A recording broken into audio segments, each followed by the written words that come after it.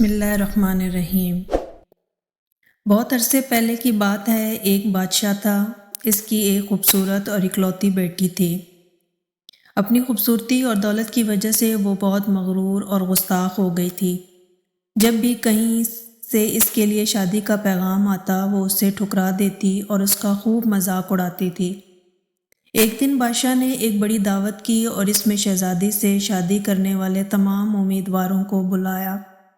سب لوگ اپنے مرتبے کے لحاظ سے کرسیوں پر بیٹھ گئے۔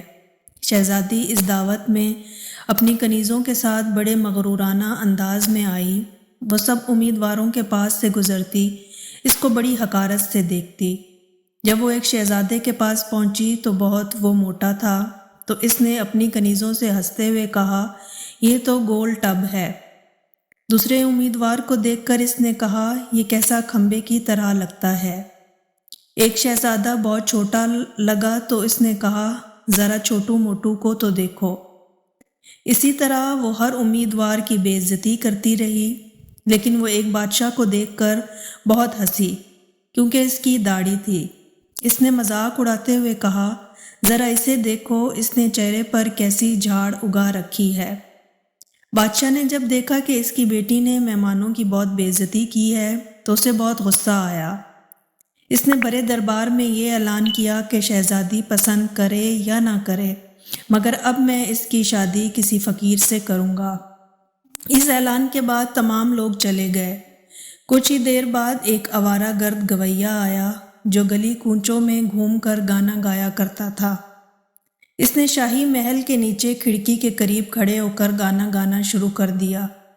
بادشاہ نے اس کی آواز سنی تو ایک خادم کو حکم دیا کہ اس فقیر کو اندر بلا لاؤ۔ خادم پھٹے پرانے کپڑے والے فقیر کو لے آیا۔ اس فقیر گویے نے بادشاہ اور شہزادی کے سامنے بہت اچھا گانا گایا اور بادشاہ سے انعام مانگا۔ بادشاہ نے کہا، تم نے بہت اچھا گانا سنایا ہے، میں تمہیں بہت اچھا انعام دوں گا۔ میں اپنی بیٹی کی شادی تم سے کروں گا۔ جب شہزادی نے یہ سنا تو وہ بدحواس ہو گئی، وہ بہت روئی پیٹی، مگر بادشاہ نے اس کی ایک نہ سنی۔ بادشاہ نے اسے ڈانٹتے ہوئے کہا، میں نے مہمانوں کے سامنے قسم کھائی تھی کہ تمہاری شادی کسی فقیر سے کروں گا، اب وہ قسم پوری کر رہا ہوں۔ یہ کہہ کر بادشاہ نے قاضی کو بلایا اور مغرور شہزادی کی شادی آوارہ گرد گویے کے ساتھ اور پھر حکم دیا کہ تم اپنے شوہر کے ساتھ جانے کی تیاری کرو۔ شہزادی روتی پیٹتی فقیر کے ساتھ چل دی۔ راستے میں وہ ایک شکار گاہ سے گزرے۔ اتنی بڑی شکار گاہ کو دیکھ کر وہ حیران رہ گئی۔ اس نے فقیر سے پوچھا، یہ شکار گاہ کس کی ہے؟ میں نے سنا ہے کہ تم نے ایک داڑھی والے بادشاہ کا مذاق اڑایا تھا، یہ شکار گاہ اس کی ہے۔ اگر تم اس سے شادی کر لیتی تو یہ تمہاری ملکیت ہو جاتی۔ فقیر نے جواب دیا، یہ میں نے کیا کیا؟ اس نے ٹھنڈی سانس لے کر کہا۔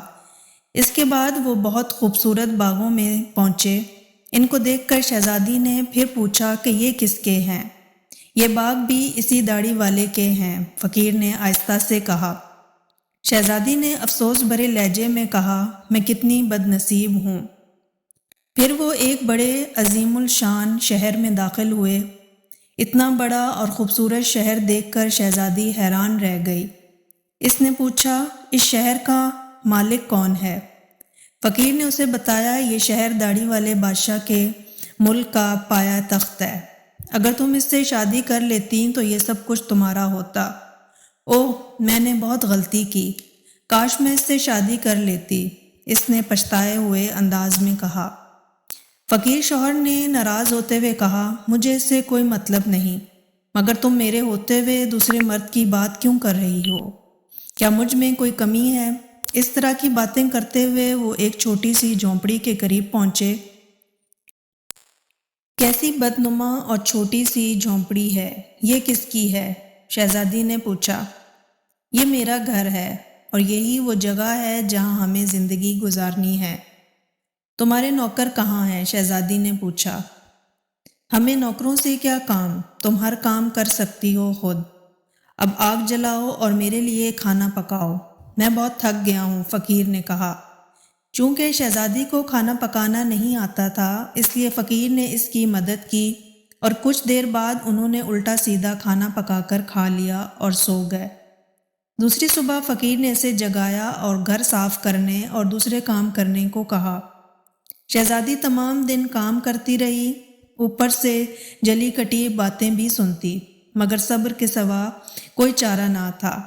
اس طرح انہوں نے کچھ دن گزارے، پھر ایسا وقت آیا کہ ان کے پاس کھانے تک کے لیے کچھ نہ رہا۔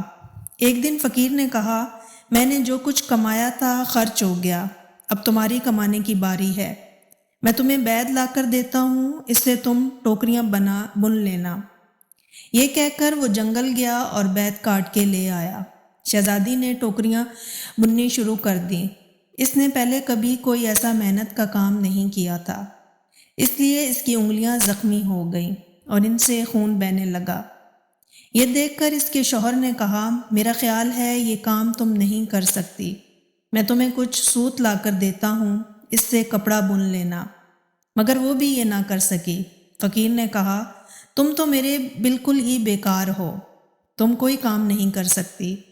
بہرحال میں کوشش کرتا ہوں کہ تمہارے لیے مٹی کے برتن لا دوں، تم بازار جا کر ان کو بیچ دیا کرنا۔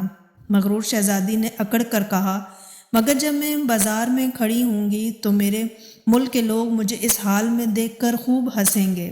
فقیر نے کہا، یہ میرا مسئلہ نہیں ہے، اگر تم بھوک سے مرنا نہیں چاہتی تو تمہیں یہ کام کرنا پڑے گا۔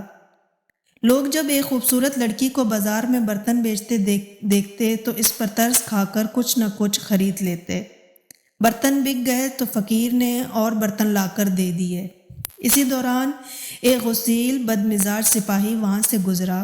اس نے بازار کے بیچ میں برتن رکھے ہوئے دیکھ کر انہیں لات مار کر توڑ دیا اور کہا کہ آئندہ اس طرح راستہ مت گھیرنا۔ شہزادی بہت پریشان ہوئی۔ اس نے سارا واقعہ گھر آ کر اپنے شوہر کو سنایا۔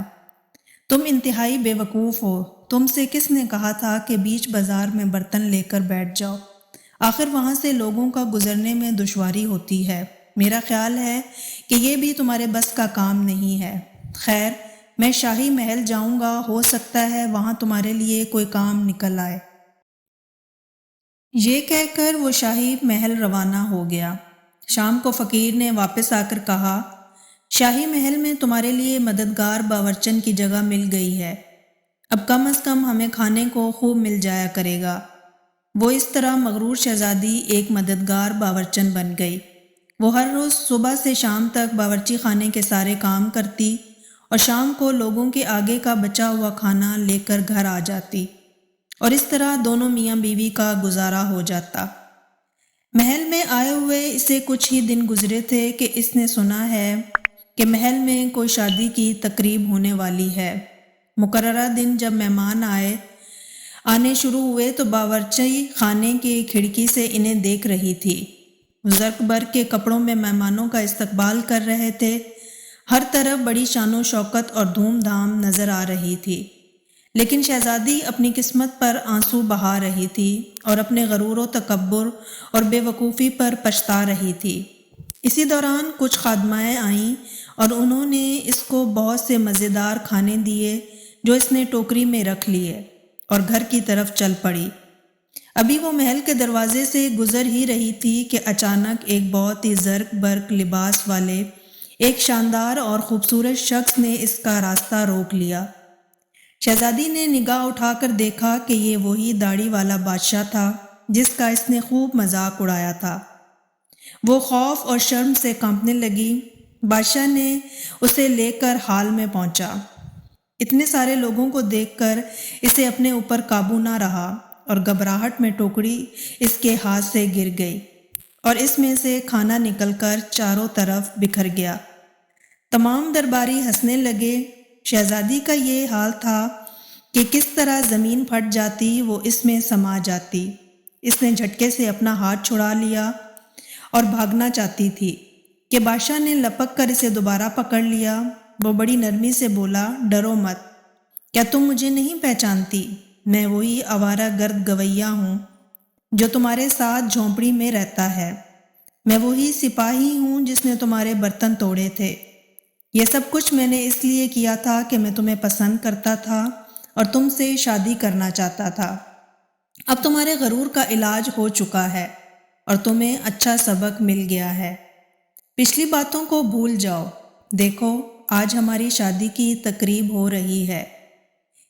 اسی وقت کنیزیں آئیں اور اسے اپنے ساتھ لے گئیں۔ شہزادی کو نہلا دھلا کر دلہن کا لباس پہنایا گیا۔ جب وہ دوبارہ ہال میں آئی تو دیکھا کہ اس کے والدین اور اس کے تمام درباری بھی وہاں جمع ہیں۔ سب لوگوں نے اسے مبارکباد دی۔ اب شہزادی بالکل بدل چکی تھی۔ اس کا غرور، اکڑ اور دوسروں سے نفرت ختم ہو چکی تھی۔ اس نے زندہ رہنے کا ڈھنگ سیکھ لیا تھا۔ امید ہے آپ کو ہماری آج کی یہ ویڈیو بھی ضرور پسند آئی ہوگی۔ اگر ویڈیو پسند آئی ہے تو سب سے پہلے اس کو لائک کریں، شیئر کریں اور کمنٹ سیکشن میں اپنی رائے کا اظہار لازمی دیجیے گا، اور ہمارے چینل کو سبسکرائب کرنا بھی مت بھولیے گا۔ مجھے اگلی ویڈیو تک دیں اجازت۔ اللہ حافظ۔